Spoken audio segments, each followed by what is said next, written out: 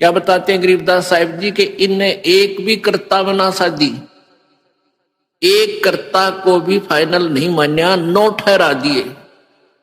9 अवतार, 9 भगवान, और 10वां अवतार और आवेगा। 10वां अवतार और आवेगा निकलंक नाम तय, कलयुग के एंड में, कलयुग के अंत में। और उसमें ये कृत घनी प्राणी हो जाएंगे, सभी भक्ति से दूर होंगे, व्यभिचारी, मांसाहारी और जालिम जुल्म बेहया, कोई शर्म नहीं रहेगी, कोई लाज नहीं रहेगी, सरेआम दुष्कर्म करा करेंगे, जल खोद करा करेंगे, कच्चा आहार करा करेंगे। एंड ऑफ द कलयुग। जमीन उपजाऊ नहीं रहेगी, 4.5 फुट तक जमीन का उपजाऊ अंश खत्म हो जाएगा। यानी 3 हाथ, लगभग 4.5 फुट तक उपजाऊ अंश जमीन का समाप्त हो जाएगा।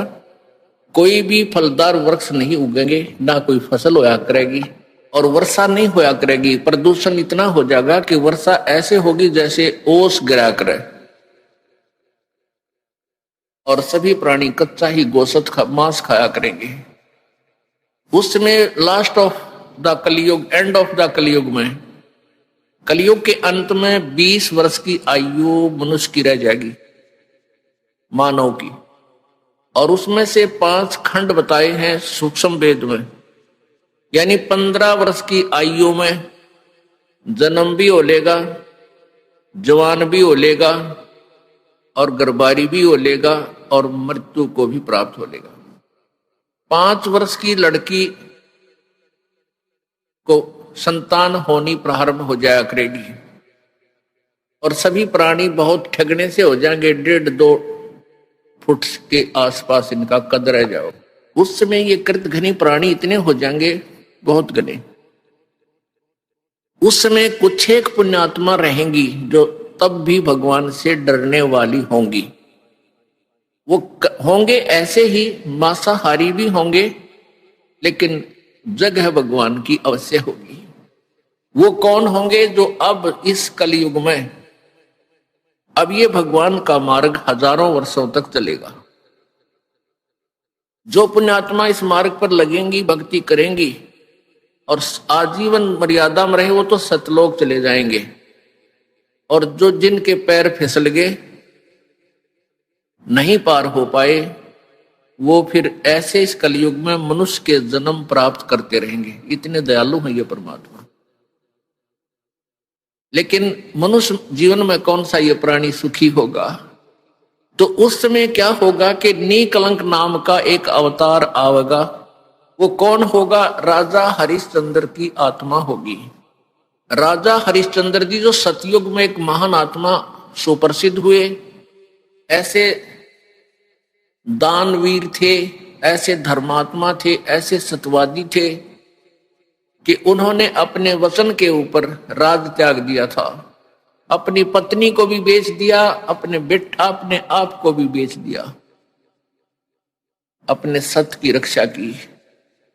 जिस कारण से प्रसन्न होकर के प्रभु ने उसको विष्णु लोक में स्थान दे दिया। अब वो विष्णु लोक में है अपने पूर्व जन्म के पुण्यों के कारण। और जब वहां से इस पुण्यात्मा को 10वां अवतार बनाकर युग काल भेजेगा। जो गीता जी में कहता है कि मैं अपने अंश अवतार रचता हूं और फिर उनमें प्रवेश करके सारा काम करता हूं। इसलिए गीता जी अध्याय नंबर 4 के श्लोक नंबर 5 और 9 में कहा कि अर्जुन, तेरे और मेरे बहुत जन्म हो चुके हैं, तू नहीं जानता, मैं जानता हूं। फिर कहता है 9वें श्लोक में कि मेरे जन्म और कर्म अलौकिक हैं। अब कर्म कैसे अलौकिक हैं? श्री कृष्ण में प्रवेश करके महाभारत करवा दी, युद्ध करवाया। ओहो, परशुराम का जन्म दिया, परशुराम में प्रवेश करके क्षत्रियों को मार डाला और पाप परशुराम का रख दिए सारे। ऐसे ही राजा हरिश्चंद्र जी को निकलंक नाम से संभल नगरी में विष्णुदत्त शर्मा के घर पे इसका जन्म होगा 10वें अवतार का। 10वां अवतार जो होगा संभल नगरी में, और विष्णुदत्त शर्मा नाम का एक ब्राह्मण होगा, उसके घर पे जन्म होगा। और वो विशेष अलग से ही वैरायटी का बालक होगा, उसका उन अन्य से तगड़ा शरीर होगा, क्योंकि वो स्पेशल भेज रखा होता हो तो। और उसकी लंबी तलवार होगी। इन कृतघ्नी प्राणियों को ऐसे काटेगा न जैसे या करेन गेहूं काटा करे, ऐसे काटेगा न बुरी तरह इनको खत्म करेगा।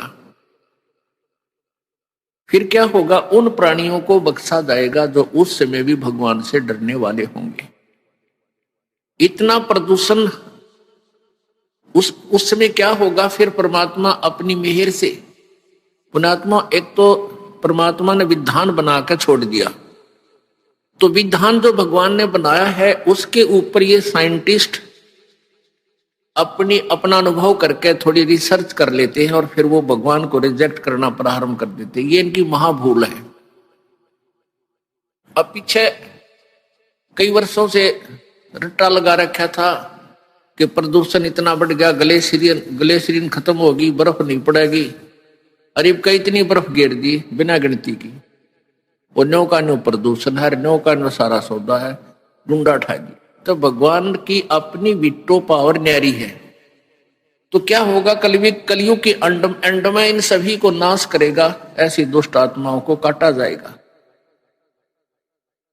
खत्म करेगा। उसके बाद जो पुण्य, उस समय थोड़ी बहुत आस्था भगवान की जिनमें होगी वो शेष बचेंगे। फिर बहुत जबरदस्त वर्षा होगी, और वो पहले वर्षा प्रारंभ होगी बहुत ज्यादा, वो व्यक्ति वहां से खिसक जाएंगे, मैदानी स्थान छोड़कर पहाड़ों पर चले जाएंगे। बहुत सैकड़ों फुट पानी पूरी पृथ्वी पर हो जाएगा। और फिर बहुत समय तक ये पानी धीरे धीरे ये जल सूखना शुरू होगा, और जो जमीन का अनउपजाऊ अंश था वो जल के कारण ऊपर आ जाएगा,